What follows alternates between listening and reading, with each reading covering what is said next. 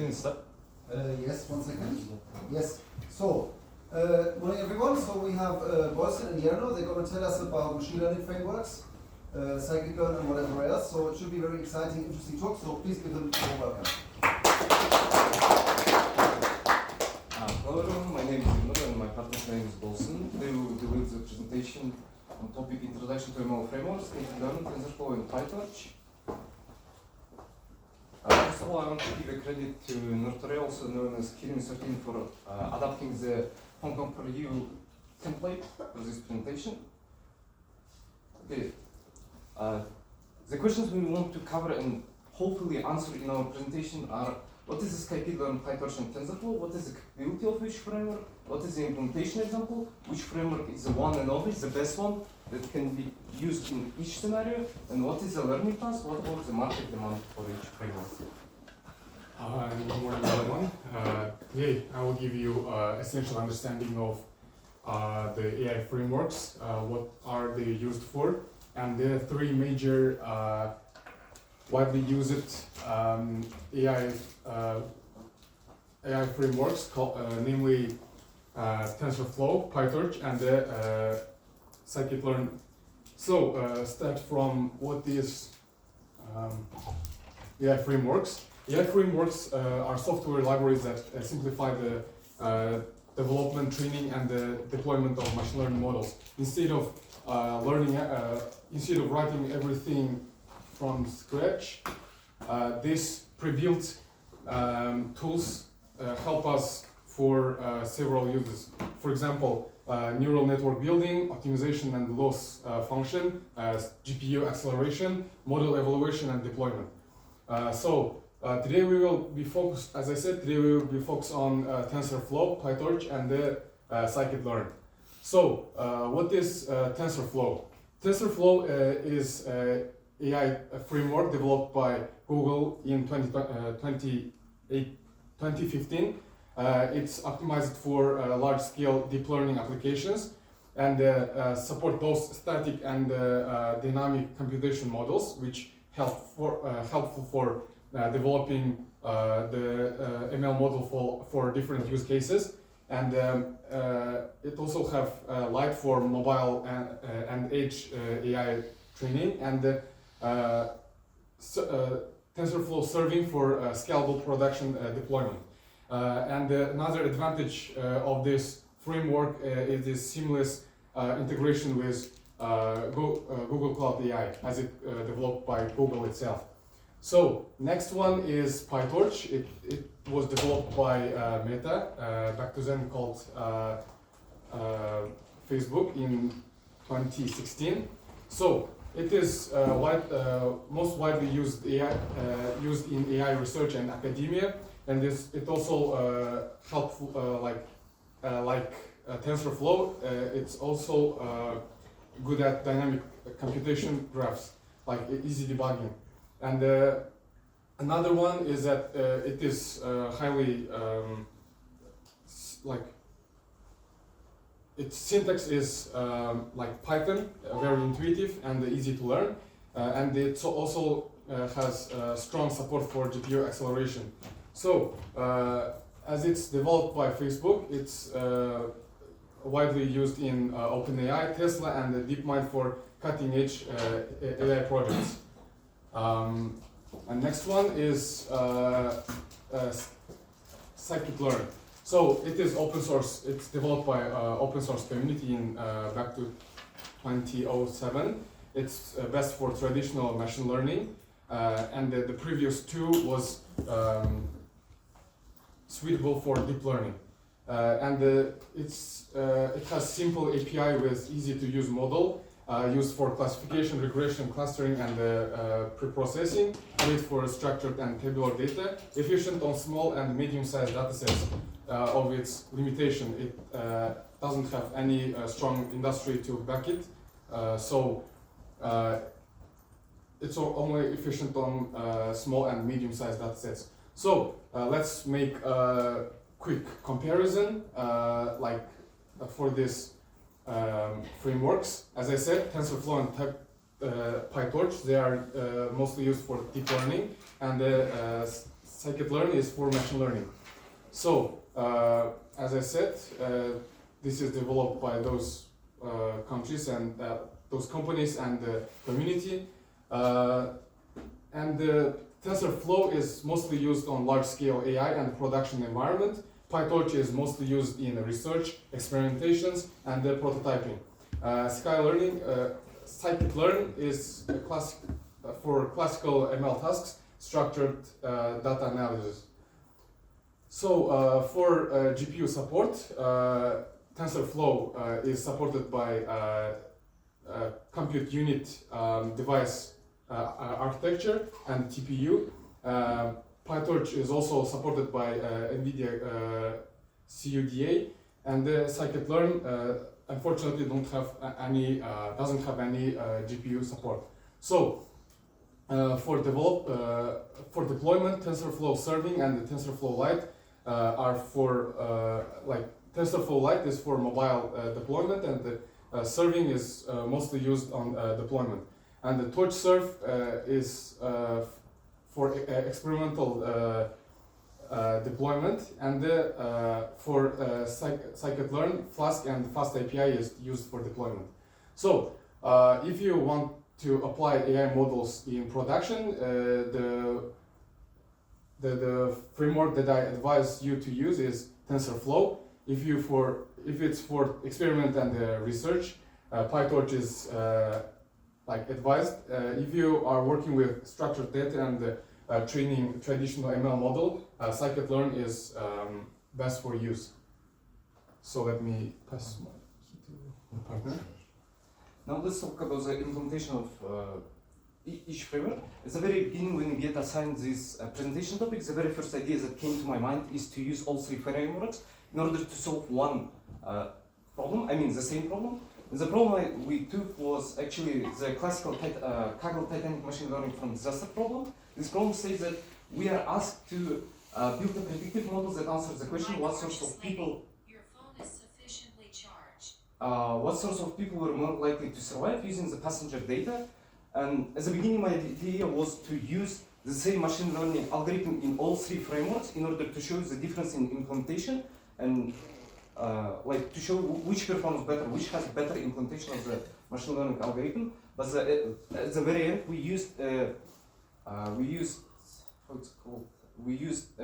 random forest classifier in our scikit-learn example in TensorFlow, and in PyTorch we unfortunately couldn't use it, but we used a neural network which even become better, and I'll explain why. Here is a brief overview for how our data looks like. Actually, our test data set and trained data set actually look the same. The only difference is the survived data set. The test data set does not contain it because it's logical. We need to actually predict whether our passengers survived or not. Some data are passenger class, passenger ID, name, gender, age, the amount of siblings abroad, the amount of children and siblings. Okay, let's jump to our scikit-learn based solution. As I already told you, in our scikit-learn we used a random forest classifier. Random forest classifier is an example of supervised ML algorithm for regression and classification tasks. It's especially well suited to handle categorized dataset. It has high predictive accuracy and low overfitting. And here is actually our code. We won't dive deep into the code. Just we used 100 trees, and max depth of tree is 5. Okay, and actually how it looks like, what is actually a decision forest? In the forest we have several decision trees. In our example is let's say 3, and each tree according to its depth goes to some kind of decision whether our passengers survived or not, and the majority votes. For example, in this case, 2 out of 3 trees voted that our passengers survived. That's why random forest prediction is that it survived. In the TensorFlow solution, as I already told, we also used a random forest classifier. Being more specifically, we used TensorFlow Decision Forest TFDF. It's Keras implementation, gradient boosted trees model, but also when we are working with TensorFlow, we also have a new branch of this algorithm working with trees called Yggdrasil tree or something like that. And in our PyTorch solution, we trained neural network model for classification tasks using multi-batch gradient descent. What it actually means that we just trained our model by using batches of information. In our case, each batch has 64 data points, and the number of epochs is 500, which means that we go through our data set 500 times. And okay, even though we didn't cover deep down our implementation and the algorithms, what do you think? Which solution is the best out of these three? My assumption at the beginning was that because TensorFlow and PyTorch are cooler because they use deep learning and neural networks, it should be better. And especially the PyTorch example, because in our case, in PyTorch example, we use a neural network with a bunch of nerdy terms, so PyTorch should be much more accurate. At the very beginning, it was my assumption. But what is the reality? In the reality, all three performances are approximately the same. And more PyTorch implementation is even slightly worse than the other two implementing the decision forest. But actually, how does it happen? In order to answer the question, let's first answer the question, is ML algorithm the only key of success in solving the problems? And the answer is that no, because as I described in the famous paper, the unreasonable effectiveness of data by Henry Norvig and Pereira, which actually just deepened the approach taken by Microsoft researchers in 2001. When data is limited, differences among algorithms may become minimal because the information content is the main bottleneck. So even though our neural network is much better in the complex tasks, in our case, we just not have enough data for neural network to outperform our random forest classifier. Because in our case, we only have about 1,000 and a couple of hundred data sets provided by Kaggle. So the main point is that even though the performance of some algorithms, for example, neural networks in our PyTorch example, is much better in complex tasks in comparison with considered simple algorithms like decision tree and decision tree forest, it does not directly imply that our neural network is good in every single task. So, if we want to find the best working algorithm, the best working framework for our particular problem, we have actually two choices. The first choice is just to evaluate each framework and each machine learning algorithm by feeding our data into it, training it, and just comparing their performances. But actually, it will take eternity. And second, more optimal solution is that is just considering the no free lunch theorem, which says that in order to we need to make some assumptions about our data. If we have no assumptions about our data, it makes no sense, no reason to prefer one model any other, to prefer one machine learning algorithm over other, or to prefer one machine learning framework over other. For some datasets, the best model is a linear model, while the other dataset is a neural network. There is no model that is a priori guaranteed to work better for every problem. In a similar manner, without defining the clear goal, it's hard to tell which framework is the best. Each one is suitable for a certain domain of task. And in our particular example, why our neural network kind of failed to outperform the decision forest is because our problem is just simply, it's just simple. There is no need to use very complex neural networks, because in our case we have a tabular data which is limited, which is small, and which is categorized in this case. Decision tree, even though it has poor performance on more complex tasks, in this particular case it's much better. So what about the learning path? Okay, if you want to become an ML engineer, ML scientist, or any want to enroll to any position related to this stuff, what should we do? Can we just straightforwardly jump to the neural networks, work with PyTorch, with Keras, with TensorFlow? Actually, we can, but we shouldn't. In order to find the best learning pathway, I explored several sources from the internet, and all of them, except for those who try to sell you some garbage course, actually showed pretty much the same learning path. In some of them, steps are just flipped. The general learning path, I stick to the Infinite Code's YouTube channel author's path because I just like it more. First of all, we need to learn NumPy and Pandas using the official documentation which is sophisticated enough. We should try exploratory data analysis EDA projects, which is actually good for your CV if you want to apply for some data analytics positions, even though you won't continue your career in machine learning. You can just stick with how it's called, data analytics. Then you should learn linear algebra by Gilbert Strang's book or any other books that you prefer. You should learn basic probability and statistics. The author suggests that Khan Academy 50 hours course is just enough. Then you should learn ML theory. That's why you should not miss the lectures. And also you can look the central online course, which is a dedicated, it's called playlist in the YouTube, which is based actually on the book if you prefer book rather than videos. You should explore scikit-learn, Kaggle online tutorials, but there is a problem. You should not stuck in the tutorial hell, which means that even though you repeat some tutorials and it seems like you understand the code, it might be the case that you can produce your own, let's say, solutions. That's why you shouldn't concentrate too much on tutorials. And then you should learn PyTorch or TensorFlow if needed, based on your particular case. And the last point is the market demand. Let's take a look on the demand. We explored the vacancies posted on a Telegram channel called IE Molding Jobs, DSMLKZ. Even though this example is not enough to show the global picture of the market, nor to show the picture in the entire Kazakhstani market, it's just for the sake of an example, it's enough. The amount of vacancies where the following framework is required for scikit-learn, it was 62 offers, for TensorFlow 92 offers, and PyTorch 130 offers. But you shouldn't misunderstand me in this case. We just provided this data not to show that, okay, PyTorch is more demanded than scikit-learn, so I should learn only PyTorch because here in PyTorch I have more money. No, it's not the case.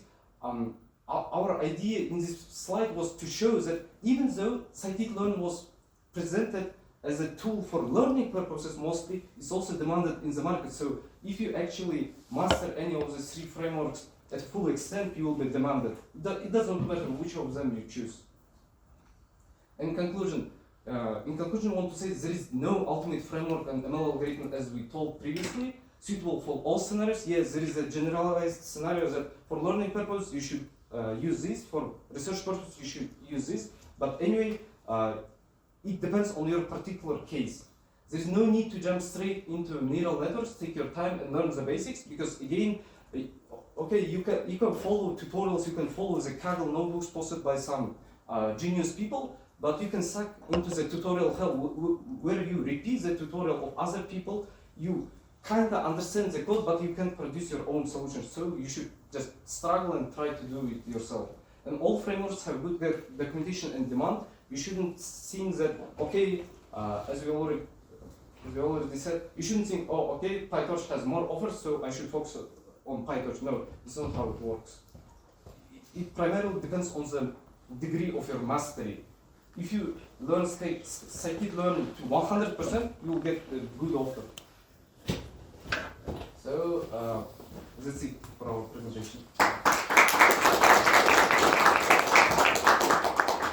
Yes, thank you very much. I think it was an excellent talk, so I enjoyed very much. So, do we have questions from the audience? Okay. Yes. Okay. You said something about like the way how it should be learned, the machine learning and like deep learning things, and I'm curiously asking like if you have any recommendation to these people who don't have enough experience in that. And yeah, it's all the things are theoretical, and you should just like learning theory. But how to get like experience with data?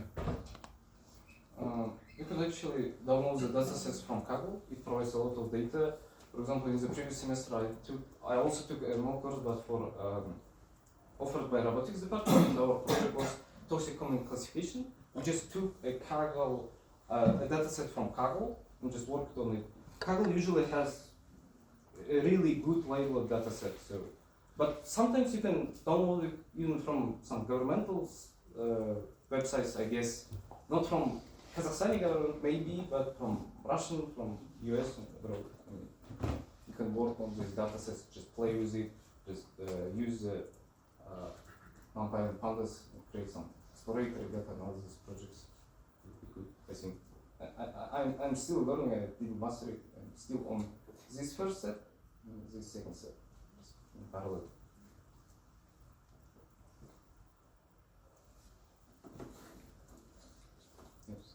regarding the implementation slides for the recommendation, are there any significant differences in the implementation of the models between TensorFlow and PyTorch? I mean, yeah, yes, because in our case we just use different models. In TensorFlow we use Keras gradient boosted trees model, and in case of PyTorch we use the gradient descent neural network trained by epochs. But I think the question maybe also, what is easier to learn? Is it one more complicated, or what is the differences? If you have to learn one of the two, of course your implementation is different because you have different models. I don't think that's the question. Okay. Oh, I don't know exactly. Sorry, what is your question? I mean, like if we took some gradient boosting algorithm in PyTorch and TensorFlow, are there any significant difference in the implementation of those? From the theoretical part, it's written that PyTorch is more flexible. You can adjust hyperparameters like better, more flexible. But in practice, unfortunately, I had no experience with that. So from the practical part, I cannot answer the question. But from theoretical part, PyTorch is said to be better. What is easier to learn? Scikit-learn, in my opinion. I mean, between PyTorch and I don't know. I can answer this question. I mean, because I don't have, let's say, my own experience, so I just don't want to duplicate someone's answer from the internet. I don't have my own answer. So you mentioned that we can download a lot of data sets from Kaggle and platforms like this.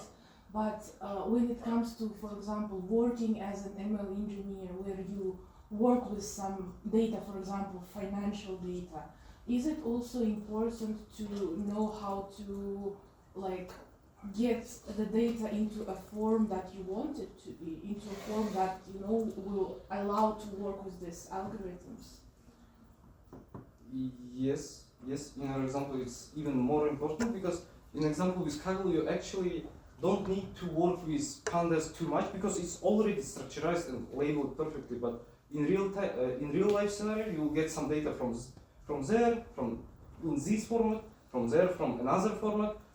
Some of data is just text format, some data is JSON format, some data is already Excel format, and you need to know how to use pandas properly in order to, let's say, normalize the data and so it can be fed to our machine learning model. So I think yes, in real life scenario, maybe pandas is even more important if you don't have already prepared a data set. So I think we have time for one more question. Okay. Did you ask a question already? I have one more question. Go on then. Okay. In the TensorFlow, as much as I have information about that, it's some kind of object called tensor, and that's why it's called TensorFlow. But I don't have any idea what's how its object looks like and how which characteristics it has. So do you have any information about that? You're just bombarding me with hard questions. So Most one, I shouldn't answer like that, but the most honest answer is that I have no idea because I just covered them briefly. I just looked through the code, but I didn't look deep down into how it's implemented. What's the, the general idea, the general vision line behind the creation of the framework. I see. Thank you. Okay, that's I think all we have time for. Thank you. So may I share my comments openly? Yes. Yes. So you were ready on time. I think the slides were clean and informative. You gave a good introduction. I think you're both good speakers, so you're both confident and you seem to know what you give the feeling that you know what you're saying, so which is good. I especially like that you gave some counterintuitive results. So it was more than just these frameworks. So I think you gave interesting insights and very useful information. So. Yeah, I think it was really great. Even that, even if you don't know the answer, then you say, I don't know, there's no pie in the sky, blah, blah, blah, this and that. And this is great. From my side, it's 2 points. Well done.